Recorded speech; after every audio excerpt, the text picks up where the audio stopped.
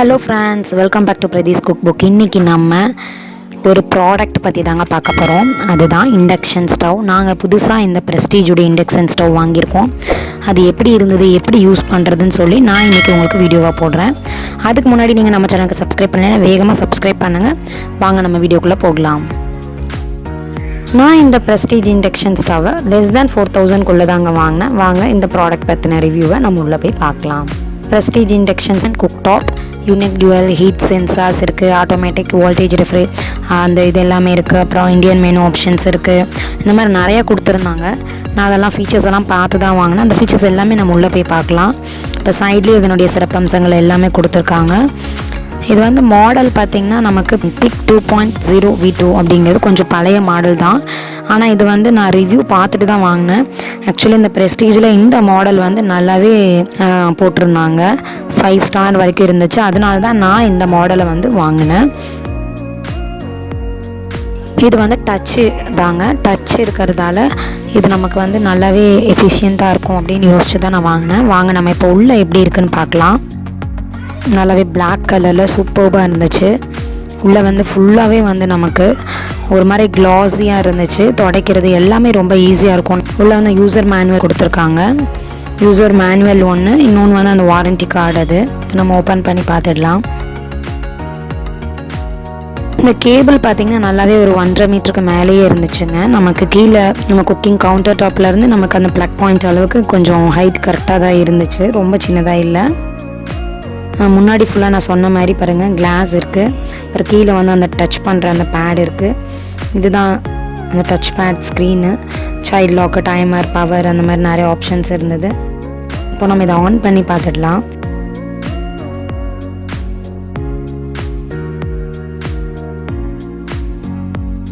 இப்போ ஆன் பண்ணதுக்கப்புறமா இந்த சர்க்கிளாக இருக்கு இல்லையா, இதுக்குள்ளே வந்து நமக்கு ஹீட் ஆகிற அந்த ப்ளேஸ் கொடுத்துருக்காங்க. கீழே இருக்கிறது எல்லாமே வந்து நமக்கு touch buttons, child lock, timer, power, அப்புறம் ஆப்ஷன் டவுன் அண்ட் அப் இருக்குது. அப்புறம் ஃபங்க்ஷன்ஸ் இருக்குது, ஆன் ஆஃப் இருக்குது.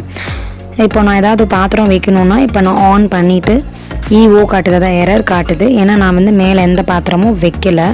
பாத்திரம் வச்சதுக்கப்புறமா தான் அந்த ஏரியா வந்து சூடாகும். அதுக்கு முன்னாடி நம்ம தொட்டால் கூட நமக்கு எதுவும் ஆகாது. இப்போ நான் வந்து பாத்திரம் வச்சு சூடு பண்ணி காட்டுறேன். ஏன்னா நான் ஃபங்க்ஷன்ஸ் எல்லாமே ஆப்ஷன்ஸ்.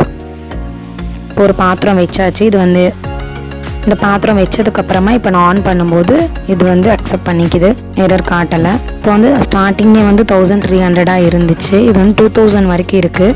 அவங்க வந்து மீடியம் 1300 கொடுத்துருக்காங்க. தண்ணி பாயில் பண்ணலாம். நம்ம ஆப்ஷன்ஸ் டவுன் கொடுத்தோம்னா நம்மளோட சூடு எவ்வளோ இருக்கணும், 300 இருக்கணுமா, அந்த பவர் எவ்வளோ இருக்கணுங்கிறது காட்டுது. அப் டவுன் இப்போ நம்ம கம்மியாக பண்ணிக்கலாம், அதிகமும் பண்ணிக்கலாம். இப்போ டைமர் நான் செட் பண்ணி காட்டுறேன். 15 செகண்ட்ஸ் கொடுத்துருக்கேன். 15 செகண்ட்ஸ்க்கு என்னோட தண்ணி வந்து பாயில் ஆகணும். அதுதான் நான் அதுக்கு கொடுத்துருக்கேன் டைம் லிமிட். ஸோ அந்த 15 செகண்ட்ஸ் வரைக்கும் பாருங்க, 2 செகண்ட்ஸ் வரைக்கும் அது வந்துடுச்சு. இப்போ 2 செகண்ட்ஸ் வரைக்கும் ஆகிட்டு 1 செகண்ட் ஆகி 0 செகண்ட் ஆனோடனே அதுவே தானே ஆஃப் ஆகிடுச்சு. நீங்கள் வந்து டைமர் செட் பண்ணிவிட்டு உங்களுக்கு வந்து இப்போ ஒரு 20 செகண்ட்ஸ் கழித்து நீங்கள் வந்து பார்த்தீங்கன்னா உங்களோட பாலோ இல்லை என்ன பொருள் வச்சிங்களோ அது வந்து தானாகவே ஆஃப் ஆகியிருக்கும் ஆட்டோமேட்டிக்காக. அவ்வளோதான் டைமரோட ஆப்ஷன்ஸ். இப்போ சைல்ட் லாக் கொடுத்துட்டோம் அப்படின்னா நம்ம வந்து எந்த ஆப்ஷன்ஸ் எந்த பட்டன் ப்ரெஸ் பண்ணாலுமே அது ப்ரெஸ் ஆகாது. குழந்தைங்க அவங்க பாட்டுக்கு வந்து எதையும் வந்து அது இதுன்னு தொட்டுட்டு இருப்பாங்க. இப்போ நான் என்ன ஆப்ஷன் வேணுமோ அதை செட் பண்ணிவிட்டு ஆன் பண்ணிவிட்டு செட் பண்ணிவிட்டு மேலே பாத்திரம் வச்சுட்டு நான் சைல்ட் லாக் போட்டுட்டு போயிட்டேன்னா பசங்க எது அமுத்துனாலுமே எதுவுமே ஒர்க் ஆகாது. திரும்பவும் சைல்ட் லாக் நம்ம ப்ரெஸ் பண்ணோம்னா மட்டும்தான் அது ஒர்க் ஆகும். இது ஒரு சிம்பிள் ஆப்ஷன் தான். டச் பண்ணுற மாதிரி சின்ன பசங்க 2 இயர்ஸ் 3 இயர்ஸ் பசங்க இருக்காங்கன்னா அவங்களுக்கு தெரியாது சைல்ட் லாக்கை போய் அமுத்தணும்னு சொல்லி.